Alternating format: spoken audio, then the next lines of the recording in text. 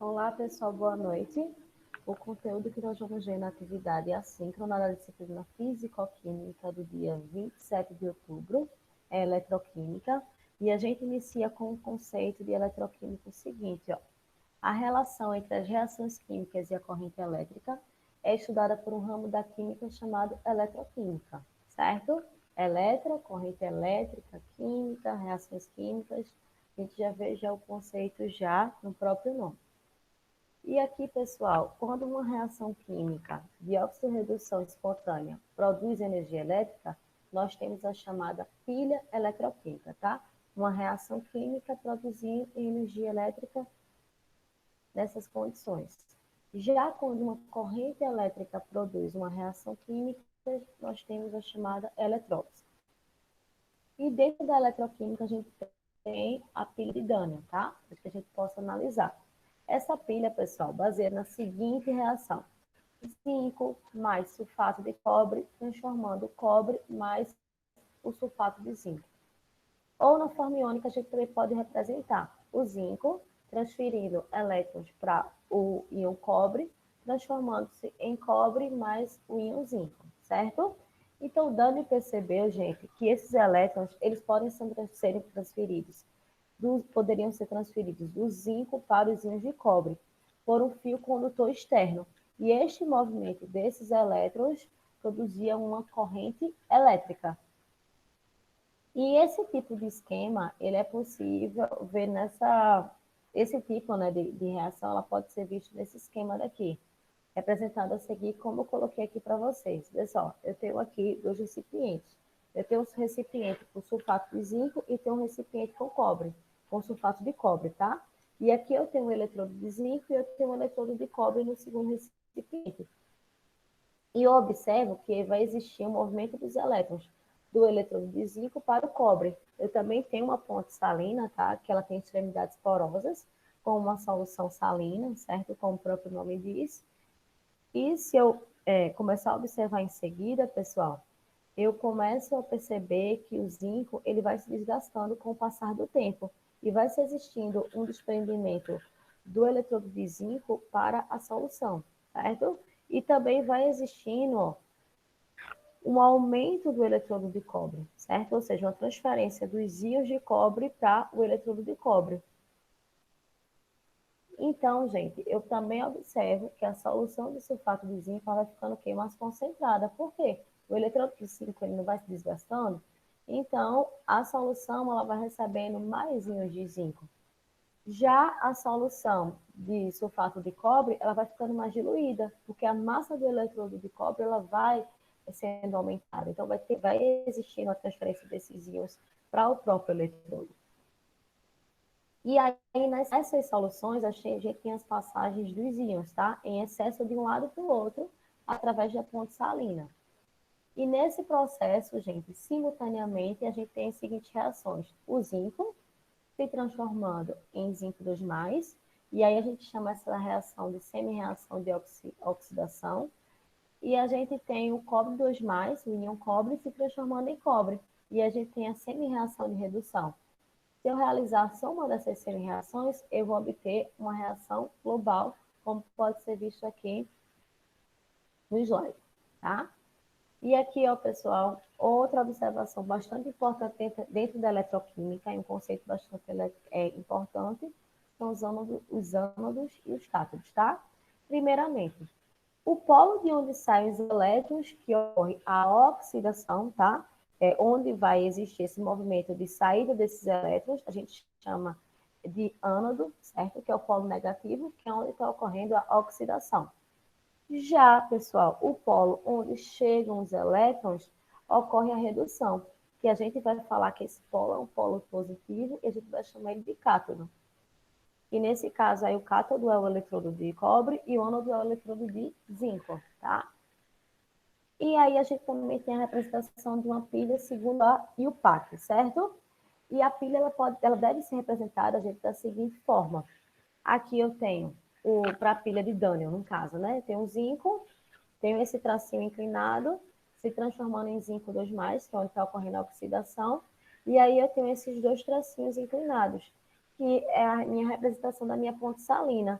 que é, no caso, posteriormente esses dois tracinhos inclinados, eu tenho o cobre 2 mais, tracinho cobre, ou seja, é onde está existindo agora a redução, tá?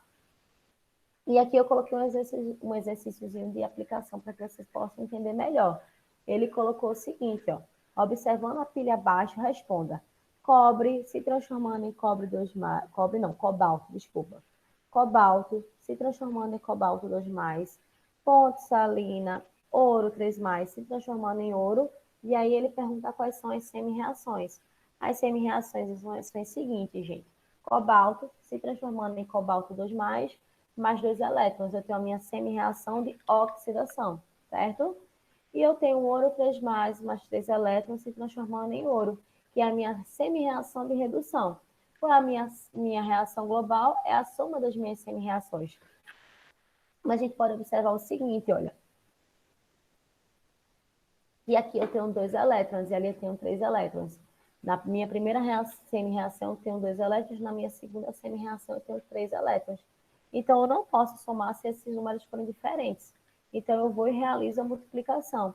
Na minha primeira semi-reação, eu multipliquei por quanto, gente? Por 3, né? E na minha segunda semi-reação, eu multipliquei por 2. Então, eu tenho 6 elétrons na minha primeira semi-reação e 6 elétrons na minha segunda semi-reação.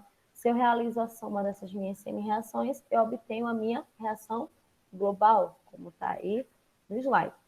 E aí ele pergunta quem sofre oxidação. É o cobalto, no caso, né?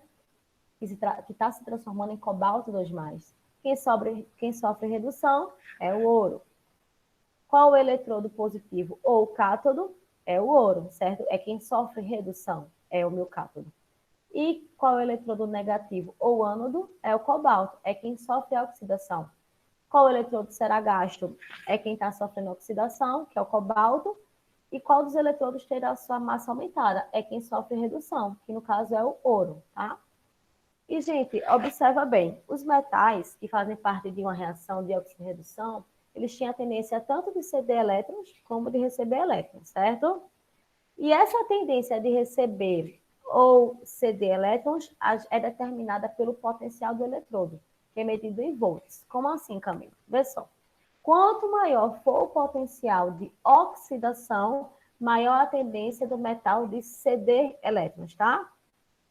E quanto maior for o potencial de redução, maior é a tendência do metal de ganhar elétrons, certo? Em um potencial, gente, em geral, é medido a 1 atm, 25 graus Celsius, em uma solução de 1 mol por litro. Sendo assim, nestas condições, é chamado de potencial normal do eletrodo, tá? Esse potencial, ele deve ser medido, tá? Ele é medido tomando-se como referencial um eletrodo de hidrogênio, que tem a ele atribuído o potencial de 0 volts. Então, a gente tem uma tabela já padronizada, tá bom? E aqui a gente tem o seguinte, ó, para a pilha de Daniel, como a gente está estudando, os potenciais são, o potencial do zinco, gente, de redução é menos 0,76 volts. Já o potencial de redução do cobre é mais 0,34 volts. Então, só de olhar essas duas semi-reações, eu já observo já que quem vai reduzir nesse caso, quem vai sofrer redução é o cobre. Por quê? Porque o cobre é quem tem o maior potencial de redução. Ele tem um potencial de redução de mais 0,34. Então, o cobre, nesse caso, é quem vai sofrer a redução, tá? Aí aqui eu coloco, ó, gente, cobre mais 2 elétrons se transformando em cobre, que é quem vai sofrer a redução. E aí eu inverto o zinco se transformando em zinco 2 mais 2 elétrons, tá? Vou inverter por quê? Porque ele vai sofrer oxidação. Ele não vai se transformar em zinco, ele vai se transformar em zinco 2 mais. Então, se eu inverto a ordem, eu vou colocar agora o sinal positivo. Então, eu tenho o potencial de redução, minha primeira semi-reação, e o potencial de oxidação para o zinco na minha segunda semi-reação. Se eu faço a soma dessas duas semi-reações, eu vou obter mais 1,1 volts para o potencial dessa minha pilha, tá? E aí, gente, eu tenho a famosa eletrólise, tá? Esses objetos que vocês estão vendo aí, eles foram recobertos por um metal através do processo químico chamado eletrólise, certo? Pode-se dizer que a eletrólise é o fenômeno de decomposição de uma substância pela ação de uma corrente elétrica. A gente viu que o processo que ocorre na eletrólise ele é diferente, né? Na pilha, a gente tem uma reação química produzindo uma corrente elétrica. Já na eletrólise, a gente tem uma corrente elétrica produzindo uma reação química. E aqui, na eletrólise, a gente tem a ajuda de um gerador. Não é uma corrente elétrica produzindo uma reação química, então a gente vai precisar de um gerador para que produza essa corrente elétrica. E aqui eu coloquei um exercício de aplicação, só de definição mesmo e conceito da eletrólise. E as reações de eletrólise só ocorrem em sistemas que contenham íons em movimento. Nessas transformações há o consumo de energia elétrica. É preciso energia elétrica para que ocorra essa reação química. E aí a gente pode dividir a eletrólise em ígnea ou aquosa, tá?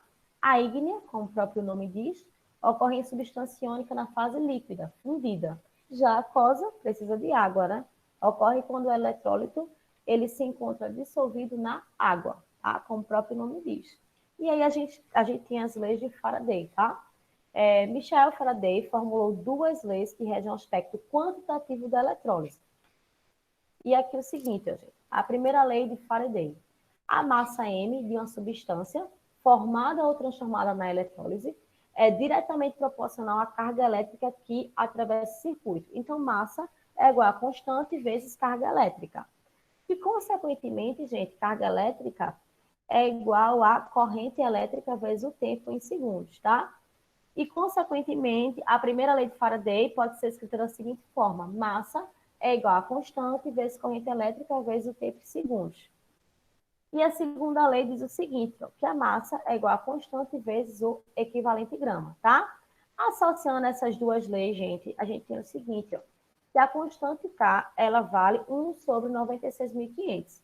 Então, a massa depositada no eletrólise, ela vai ser igual a equivalente grama vezes corrente elétrica vezes o tempo dividido por 96.500. Aí aqui eu coloquei um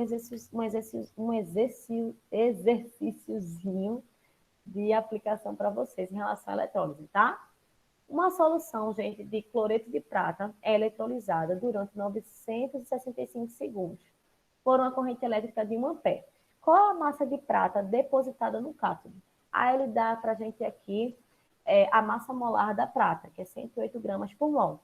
Então, eu pego a minha formulazinha, que é massa igual a equivalente grama, vezes corrente elétrica, vezes o tempo em segundos, dividido por 96.500, aplico aqui os meus dados e obtenho que eu tenho uma massa depositada no cátodo, uma massa de prata depositada de 1,0,8 gramas.